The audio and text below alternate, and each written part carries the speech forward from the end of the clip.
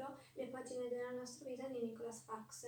Questo libro è un romanzo e narra la storia tra Ellie e Noah, i due personaggi del libro.